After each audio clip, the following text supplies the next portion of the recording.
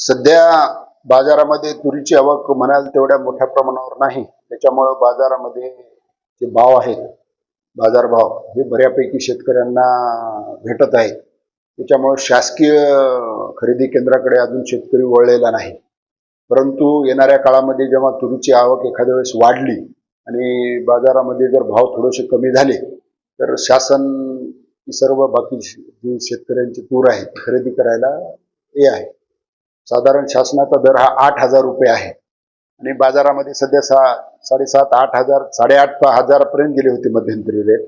आता थोडंसं कमी जास्त व्हायले, परंतु अजून जर समजा बाजार थोडासा कमी झाला तर मग हमी भावासाठी शेतकरी त्यांना जर तिकडं बाजारपेठेतला भाव परवडत नसेल तर निश्चितपणे आमच्याकडे येतील आणि शासकीय यंत्रणा व आम्ही सगळेजण ती घेण्यासाठी शासकीय भावाप्रमाणे जो हमी भाव आहे त्याच्याप्रमाणे आम्ही तयार आहे. सोयाबीनच्या वेळेस थोडासा पाऊस असते आणि त्याच्यामध्ये सोयाबीनचं सुरुवातीच्या ह्याच्यामध्ये मॉइश्चर असते. त्याच्यामुळे सोयाबीनचे नॉर्म्स खरेदीचे वेगळे आहेत आणि आता तूर आणि येणाऱ्या काळामध्ये जे आम्ही आता हरभरा खरेदी करणार आहेत त्याचे नॉर्म्स वेगळे आहेत.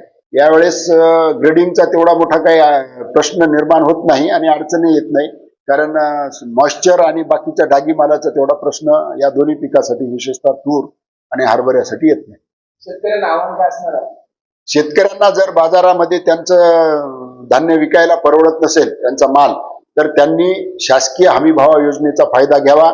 आमच्याकडे नाव नोंदणी करावी आणि शासनाचा जो हमी भाव आहे त्या हमी भावाचा फायदा या ठिकाणी शेतकऱ्यांनी घ्यायला काही हरकत नाही. नाव नोंदणीसाठी कोणकोणती कागदपत्रे लागतात? नाव नोंदणीसाठी काही नाही, 7/12 पेरा असणे आवश्यक आहे आणि शेतकऱ्याचं आधार कार्ड हे आणि बँकेचं पासबुक या 2-3 गोष्टी आहेत. नाव नोंदणीचा आता काही कालावधी वगैरे का?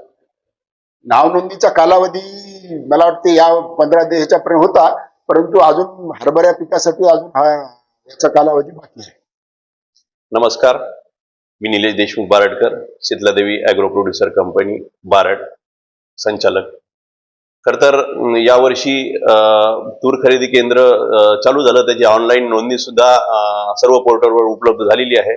परंतु जो तुरीची आवक सध्या कमी असल्यामुळे बाजारपेठेमध्ये सध्या साधारणतः 8,500 तूर खरेदी केली जात होती. आता मागच्या आठवड्यात जर बघितलं तर थोडासा आवक वाढत असल्यामुळे थोडासा दबाव निर्माण होऊन ही 7,800 ते 8,200 पर्यंत शेतकऱ्यांची तूर विक्री होत आहे आणि म्हणून शेतकऱ्यांना बाजारपेठेमध्ये सहजरित्यानं ते रेट उपलब्ध असल्यामुळे त्यांचा ओढा हा शासकीय खरेदी केंद्राकडे सध्या तरी पाहायला मिळत नाही.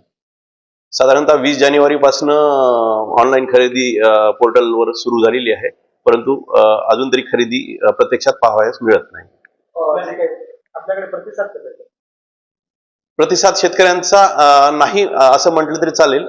आणि सध्या आपण जर पुढे येणाऱ्या रब्बीचा जर विचार केला तर यापुढे चण्याची खरेदी सुरू होण्याची शक्यता आहे आणि साधारणतः आता मला वाटतं चण्याचं नवीन आवक यायलाही सुरुवात होणार आहे.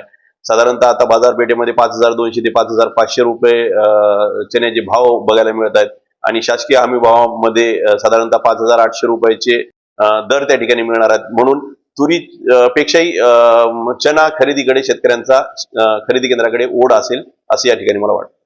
ज्या वेळेला खरेदी केंद्रापेक्षा शासकीय हमी भावापेक्षा जर रेट जर जास्त मिळत असतील बाजारपेठेमध्ये तर शेतकऱ्यांनी खुल्या बाजारामध्ये त्यांचा माल तूर असो चना असो तो विकला पाहिजे. आणि जर काही आवक वाढल्यामुळे जर काही दबाव निर्माण होत असेल, त्या ठिकाणी जर काही भाव कमी मिळत असेल तर शेतकऱ्यांनी निश्चित या खरेदी केंद्राचा लाभ घ्यावा अशी त्यांना या ठिकाणी विनंती आहे. खर तर हा नाफेडचा विषय नसून जो शासकीय हमी भाव जो असतो तो साधारणतः मंत्रिमंडळामध्ये त्याचे दर निश्चित केले जातात दरवर्षीप्रमाणे. आपण जर मागच्या वर्षीच्या तुलनेत पाहिलं तर यावर्षी साधारणतः 15 ते 20% शेतकऱ्यांच्या मालाचे भाव हे या ठिकाणी वाढवण्यात आले होते. आणि येणाऱ्या काळामध्ये जसं आता पुढचं सीझन येणार आहे, खरीप असेल रब्बी असेल, त्यावेळेस दर निश्चित करताना अजूनही यापेक्षा शेतकऱ्यांना जास्त दर मिळावेत अशी आमची त्या ठिकाणी मागणी आहे.